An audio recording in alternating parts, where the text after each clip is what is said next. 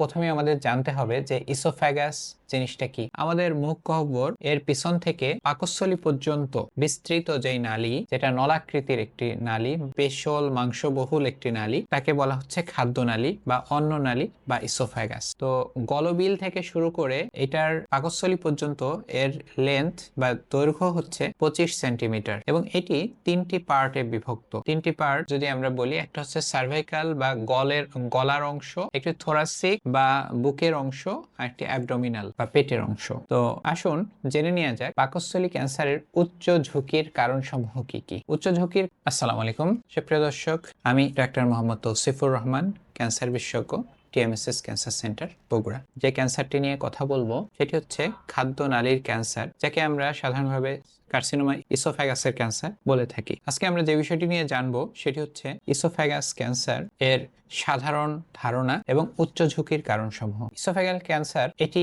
জানার জন্য প্রথমে আমাদের জানতে হবে যে ইসোফ্যাগাস জিনিসটা কি। আমাদের মুখ গহ্বর এর পিছন থেকে পাকস্থলী পর্যন্ত বিস্তৃত যেই নালী, যেটা নলাকৃতির একটি নালী, পেশল মাংসবহুল একটি নালী, তাকে বলা হচ্ছে খাদ্যনালী বা অন্ননালী বা ইসোফ্যাগাস। তো গলবিল থেকে শুরু করে এটার পাকস্থলী পর্যন্ত এর লেন্থ বা দৈর্ঘ্য হচ্ছে 25 সেন্টিমিটার এবং এটি তিনটি পার্টে বিভক্ত। তিনটি পার্ট যদি আমরা বলি, একটা হচ্ছে সার্ভাইকাল বা গলার অংশ, একটি থোরাসিক বা বুকের অংশ, আর একটি অ্যাবডোমিনাল বা পেটের অংশ। তো আসুন জেনে নেওয়া যাক পাকস্থলী ক্যান্সারের উচ্চ ঝুঁকির কারণসমূহ কি কি। উচ্চ ঝুঁকির কারণসমূহের মধ্যে প্রথমেই আছে যে জার্ড বা গ্যাস্ট্রো ইসোফেজিয়াল রিফ্লাক্স ডিজিজ। দেখা যায় যে অনেক মানুষ আছে যাদের গলাবুক জ্বলে। তো এই গলাবুক জ্বলার কারণ হচ্ছে পাকস্থলী থেকে তার অ্যাসিড গুলা গলার দিকে, অর্থাৎ গ্যাস্ট্রো ইসোফেজিয়াল জাংশন ভেদ করে গলার দিকে আসতে থাকে এবং তখন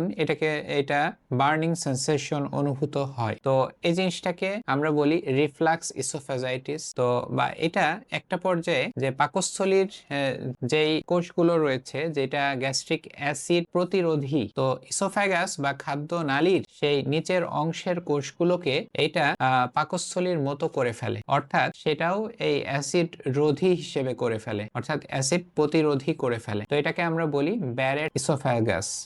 এরপরে আসুন যে ইসোফ্যাগাসে আরো কিছু সমস্যা হয়। তার মধ্যে একটি হচ্ছে ইসোফ্যাজাইটিস, ক্রনিক ইসোফ্যাজাইটিস, যেটাকে আমরা আমাদের দেশে আয়রন ডেফিসিয়েন্সি এনিমিয়া যাদের রয়েছে, বিশেষ করে আমাদের ম্যাল নিউট্রিশনের কারণে, আমাদের মেয়েদের ক্ষেত্রে, গ্রামগঞ্জের মেয়েদের ক্ষেত্রে ম্যাল নিউট্রিশনের কারণে তাদের এই ইসোফ্যাগাস, তাদের ঢোক গিলতে অসুবিধা হয়, সেটাকে আমরা বলছি যে ক্রনিক ইসোফ্যাজাইটিস। এবং তিনটা সিনড্রোম একসাথে হয়ে আমরা বলি যে পামার ভেনশন সিনড্রোম। তো এটা যাদের আছে তাদের ক্ষেত্রেও পাকস্থলী ক্যান্সারের ঝুঁকি বেশি থাকে। এরপরে আরেকটি সমস্যা যেটাকে বলা হয় একালেশিয়া কার্ডিয়া। এই সমস্যাটি হচ্ছে যে ইসোফ্যাগাসের নিচের অংশে অনেক সময় দেখা যায় গ্যাস্ট্রো ইসোফেজিয়াল জাংশন, এই যে এখানে যে স্ফিংক্টারটা আছে, এটা সঠিকভাবে খুলে না, অর্থাৎ এবং ইসোফ্যাগাসের উপরের অংশটা মানে প্রক্সিমাল বা উপরের দিকের অংশটা সেটি ফুলে যায়। তো এটাকে বলা হচ্ছে একালেশিয়া। তো পামার্স ভেনশন সিনড্রোমের কারণে যে সমস্যাটি হয়, তার কারণে আসলে ইসোফ্যাগাস